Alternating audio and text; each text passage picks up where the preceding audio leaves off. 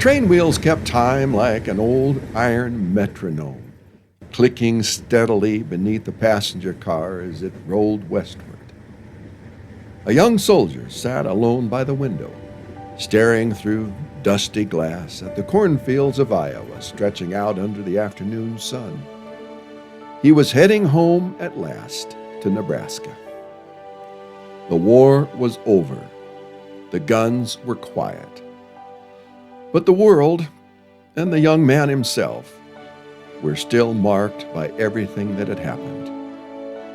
He'd left home as a ranch kid who knew more about branding irons and saddle leather than battlefields.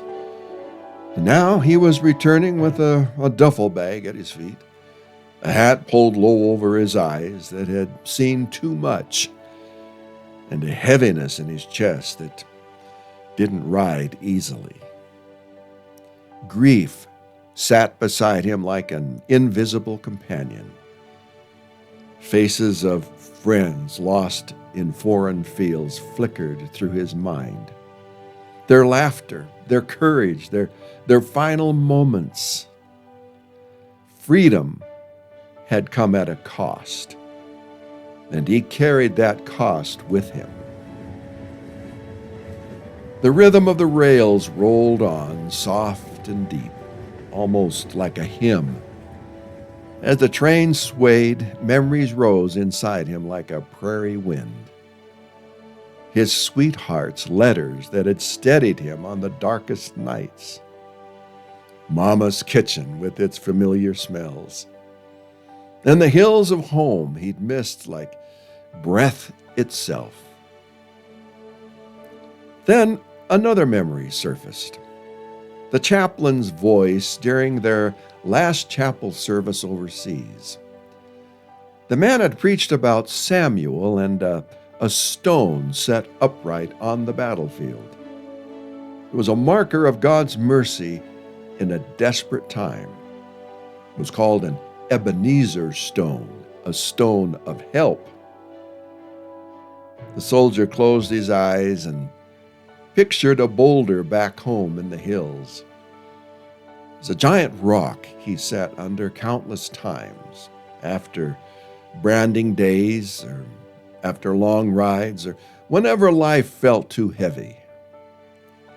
That stone had been a quiet friend, a place to rest and think. And now, with the chaplain's words echoing in his mind, he realized something with sudden clarity. God had been his stone of help through every fire, through the fear, through the sleepless nights. The train whistle cried as the depot came into view. The brakes hissed, the car slowed, and there, on the platform, stood his folks and his sweetheart, waving with all the joy their hearts could muster.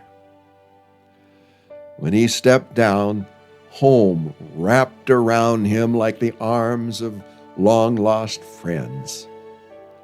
They laughed, cried, and held him close, thanking the Lord for bringing him safely back to the land he loved. A few days later, he saddled his horse and rode out toward the hills.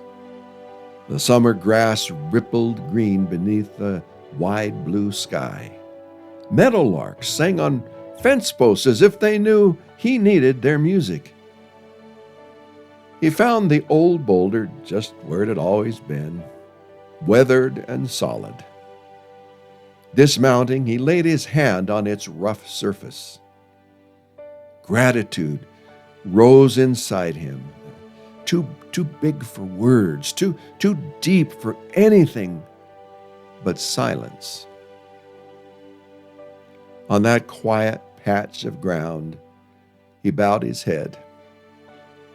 He thanked the Lord for the mercy in the battles he'd survived.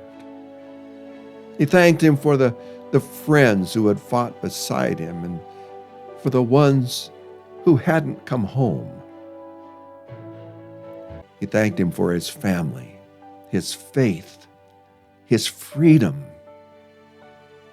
and the gift of one more day.